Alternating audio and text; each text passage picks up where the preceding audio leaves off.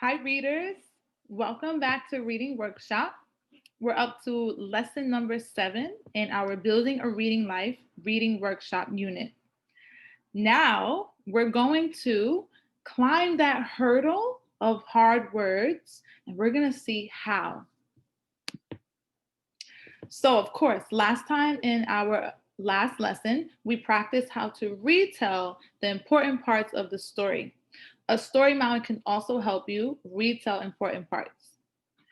Today, I want to teach you that readers with grit, right? Readers with perseverance who persist and are determined to read and read, they move over the hurdle of hard words, just like monster trucks, climb over hurdles. Readers never give up. They don't take a detour from the trail of the story. They try one strategy and then another strategy to figure out the hard word. All right, readers. So your Walt, you're going to have grit to get over that hurdle of hard words, just like monster trucks. And what we're looking for is for you to still stay on track with your reading, but try different strategies to figure out those hard words. All right, readers.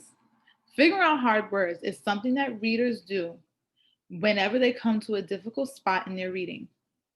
Excuse me. Now, we can also think about like the gist of what a sentence means, which is the G for how we're going to think about the strategies we can use. Authors also leave other clues to help you figure out tricky words. Sometimes they'll give you like a synonym, which means a word that means the same thing as something else. Or they say not, and then they give a reader an antonym, which is the opposite of that hard word. Or they tell you what a word does not mean. Sometimes the author simply tells you what the word means. So authors leave clues for us. And let's take a closer look at this chart. Clues that authors leave to help you, the readers, solve tricky words. G for gist. That means what's really happening in this part. S for synonym, a word that means the same thing. A for antonym, the word that means the opposite. E for explanation, and they just teach you what that word means. Usually comes behind the comma, and they close it with a comma to help the reader understand what that hard word means. So these are our codes that we're going to use to help us think, oh, did the author give me a synonym? S? Did the author write an antonym, like the opposite of it?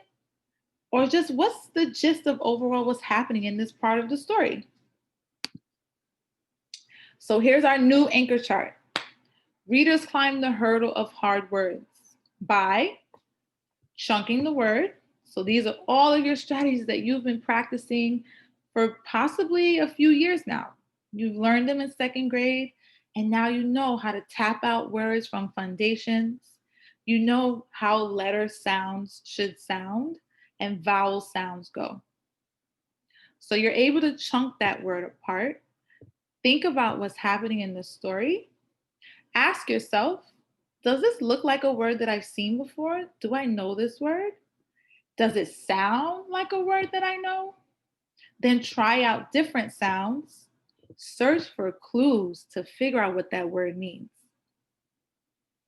So reference this anchor chart anytime you struggle understanding how to read across those hard words. If you need a strategy, here's your repertoire. Here's your toolkit. Okay, so now readers, watch me try this work. Watch me try different strategies with the word that we read in Teen Colors. So there was a part where they were on their way to the barbershop. It was right before the baseball game, and Ray needed a haircut. And this was a word that is a hard word.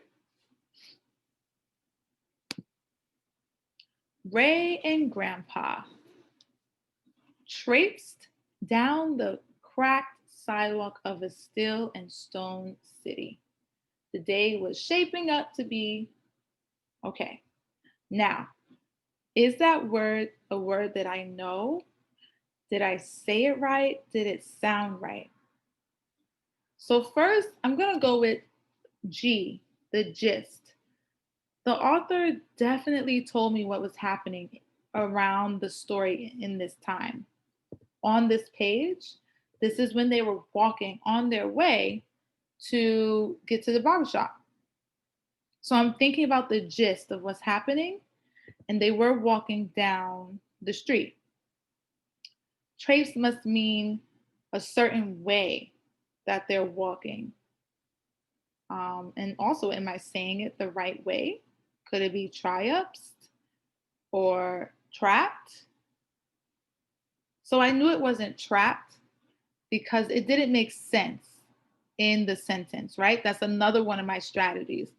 So my first strategy, I use that clue, the G, to think about what's really happening or going on this page. Now I'm thinking about that other strategy out of my toolkit or my repertoire that I know it has to make sense. So Gray and Grandpa trapped down the cracked sidewalk of a still and stone city. So I know trapped means you're closed in, you can't get out of something. That's not what's happening here. So that can't be the word. So now I'll think about that word traipsed, which I've heard before, not often. So it is a difficult word. But now I'm going to think if it makes sense. Traipsed, I looked it up, right? Which is also another strategy you can use. Look up the word, and it means to walk steadily, to walk with haste, because they were in a rush. Now that makes sense. Okay.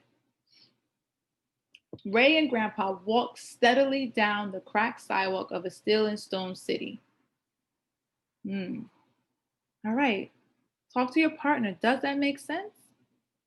If I was to replace that word with walked down the cracked sidewalk of a steel and stone city, which is the definition of traipsed, yeah. Go ahead, talk. Explain if it makes sense with the gist of the story. Right. It does make sense, right? My meaning of this word goes with the gist of what's happening. So it must be traipsed, which also means walked. You can also add this to your word wall, your notebook, and write it down so you can use it and have a fancy word in your repertoire of words. All right, now it is your turn. Let's practice together. We're going to have a few Post-its if you're in class or if you're at home and you have some Post-its, and just write a big G on E and an S on different Post-its. So you'll have one Post-it for G, one Post-it for S, one Post-it for A, and one Post-it for E. When you have your Post-it, and as we're reading, you're going to stick the Post-it on your table or on your book if that's the clue that you use to figure out what these words mean. Okay, so now that you've written down the G, the S, the A, and the E for those clues that might have been given to us, you're going to read this part that's here on the screen. I'm also going to read it out loud for you. Listen carefully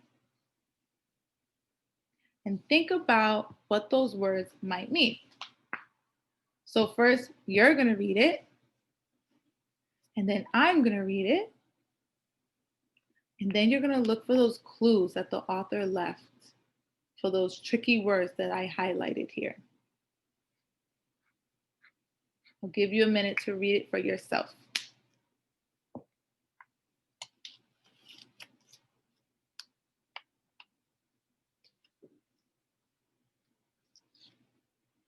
Okay. Those are some tricky words, right? Yeah. So now I'm going to read it.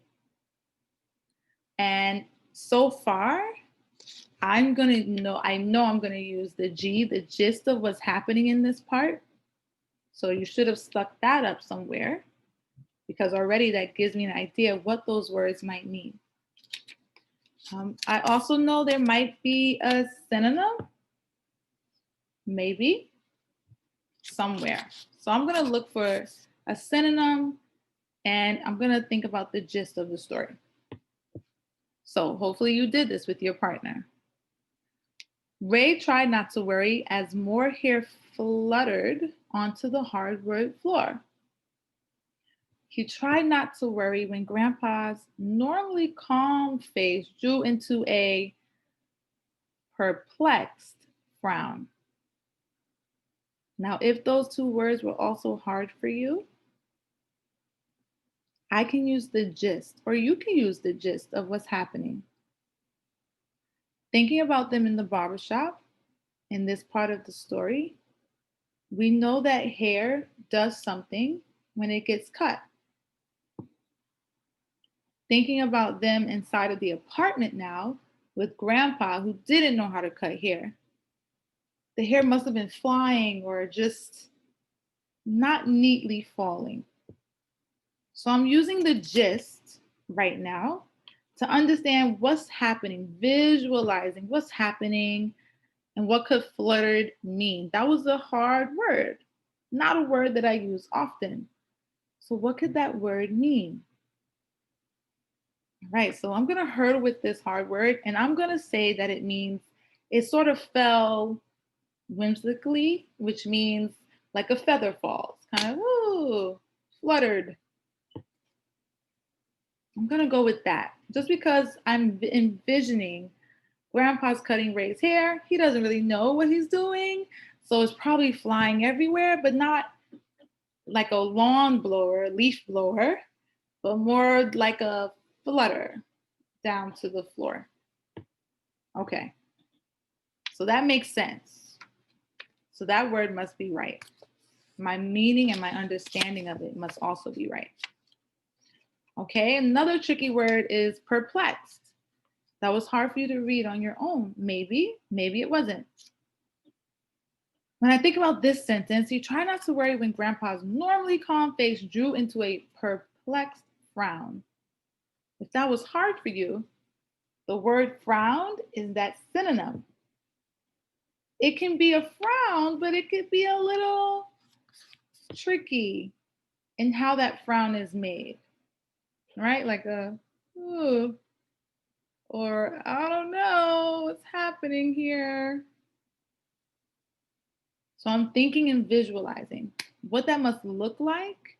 And it sounds right. I've heard this word used before. So I'm using all of my strategies to help me go and use what the author clues gave me as well to figure out those hard words. So readers, this is something you can do anytime. As you're growing as readers, you're definitely going to come across harder words and you're going to have to persevere and hurdle over those hard words. You can use those clues, G for gist, S for synonym, A for antonym, and E, the author gives you a definition. You are a word detective. We search through the story. We look for what's happening. We think about if the author left any clues for us. And you can use this anytime you're trying to figure out what is this hard word. And remember, always track your reading. So don't forget, you can use Post-its to write down tricky words. You might have to come back to that tricky word after reading the page and then try to solve it. So write it down on a post-it, and then when you figure it out what it means, write down what you think it means. Remember to carry that word with you. It's something you can use in your own conversations with others, which researchers have actually shown. They said to really own a word, you need to use it for yourself. The best way to use it is to connect it to something you love. So, readers, after you harvest new words from your book, you should share those hard words with another person or try to talk to someone else about stuff you love to do using those new tricky words that you found out what they meant. All right, readers, your next step, you're going to read for 25 to 30 minutes. But before you start, on the front of the book, you're going to just write a post-it out and write down which strategy you're going to try to use. What clues are you going to try to go for? Are you going to try and sound it out? Are you thinking of what it chunks out to be? Or what clues you're going to use? What makes sense? Write on the post-it, stick it on the front of your book, or if you're reading electronically, just write on a post-it the strategy you're going to use and leave it on the side of your reading spot. Write down any tricky words that you come across, and then use those strategies to find out what it means so that you really understand what's happening in your story. All right, readers, we look forward to hearing how it went with those tricky words. And please feel free to share those tricky words with your teachers. Till next time, bye, readers.